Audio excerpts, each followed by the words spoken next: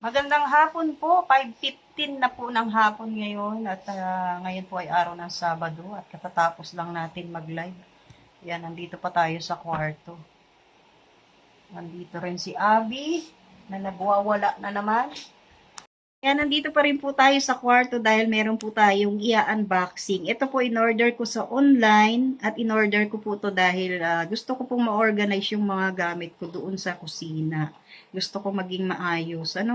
So ngayon po i-unboxing na po natin. Ito po, kararating-rating lang. Ngayon, bubuksan po natin, i-unboxing natin para po makita ninyo kung ano po yung in-order natin sa online.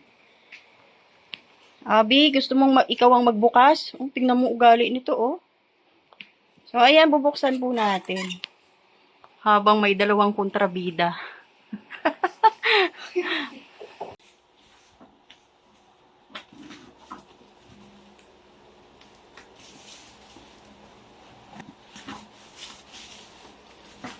Ang bilis lang dumating eh. Nang araw ko lang po ito in-order eh. Nandito na agad.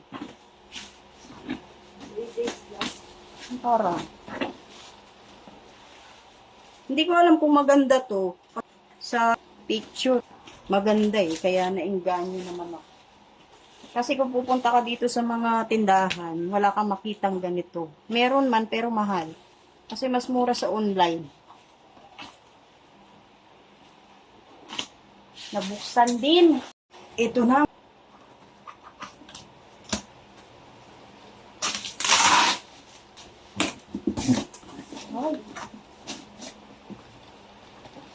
Ayan. Ito yung umpisa.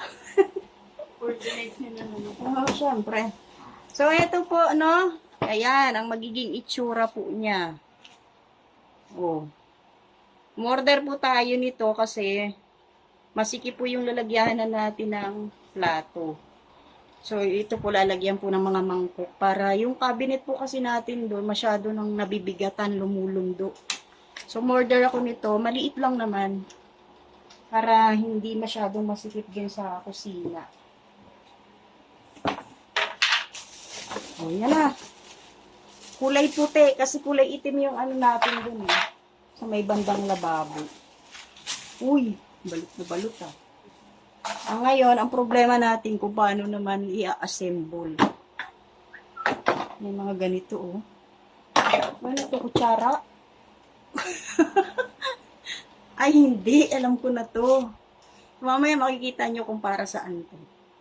Ngayon, iisipin po muna natin kung paano bubuuin yung ating lalagyanan ng anong tawag dito? Dish organizer. Alis ka dyan, Abby! Ayan, so ayon dito, ito ang pagkakasunod-sunod. Ang kalalabasan po nito ay ganito, no? Maliit lang po talaga yung in-order ko kasi lalagyan lang ng mga mangkok. Paano to?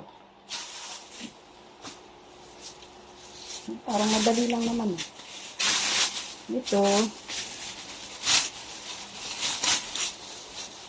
ilalagay dito. Yan, ganyan siya, oh. Para pag nilagay mo yung plato, kapag basa, tumutulo. Tapos, ano yun? Ay, ito. Oh, may paganito pala siya, oh. Yan, ganyan po yung magiging itsura niya. Parang baliktad. Ito po, lalagyanan ng baso. Parang baliktad nga yung pagkagawa. Ayan. Ganyan ba? Oh. Mababa lang po talaga. Sakto-sakto lang sa mga mangkok. Ayan, oh. Ito, saan ko ito ilalagay? Ito, lalagyanan siya ng yung ginagamit sa pag nag-iiwa ka naman sibuyas. Cutting board. Oo, cutting board. Tapos, ito naman, lalagyan siya ng mga mga kutsara or ano pa man. Dito siya ilalagay. Yan. So, yan lang. Ang cute, diba? Saan ko ito ilalagay? Ay, dito. Kaya no, para isang set siya. Pwedeng lagyan ng mga kutsara, ng mga kutsilyo. Tapos, ito po, ilalagay po ito dito. Makita ba? Dito siya ilalagay. Para po pag naglagay tayo ng mga plato o mangkok dito, tutulo po siya. Kaya po yan may butas. Ayan. Ayan. Ito, tapos padiretso po yan doon sa lababo. Ayan, ayan ang magiging ganap niya. O, diba? Ngayon, naayusin ko po muna, O, ganyan siya, o. Para, tutulo siya.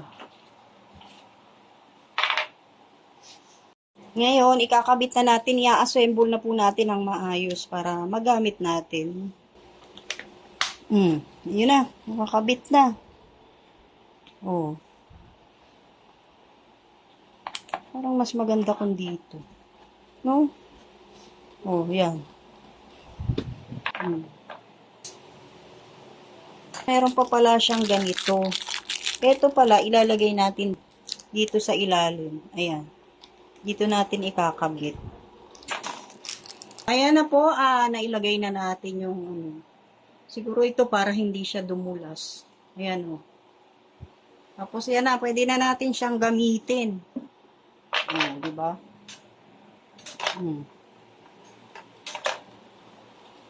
Okay, tapos ito, okay naman na to. Ikakabit na lang naman ito.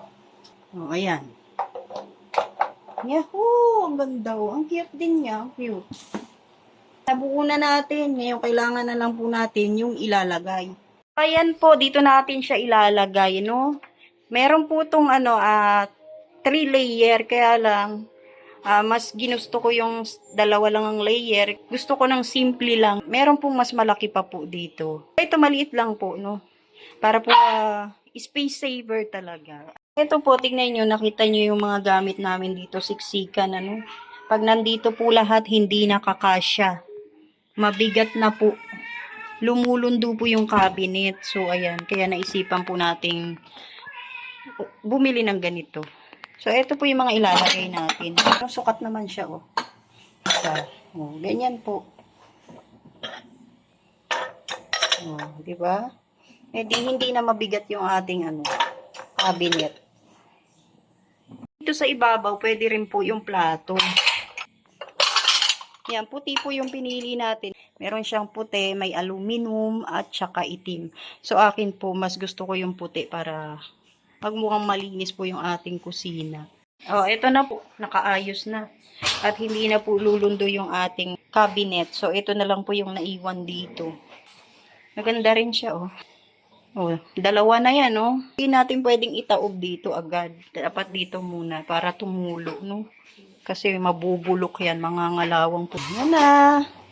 Na-organize na yung ating kusina, pero hindi pa po tayo naglilinis kasi makalat pa po, Ayan, may mga nakatambak pa po rito. So, yan na lang po muna. Thank you po sa lahat ng manonood. Mabuhay! Shoutout kay Ate Annie Haramilya, kay Mr. PH, and kay Ma'am Jasmine.